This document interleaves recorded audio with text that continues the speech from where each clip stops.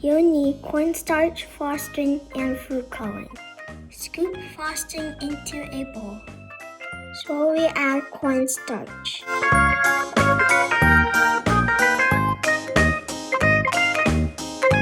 Add drops of food coloring. Add more cornstarch until it's not sticky anymore.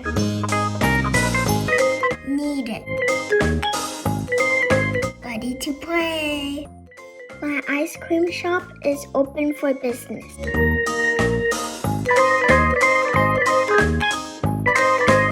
One scoop with sprinkles coming up.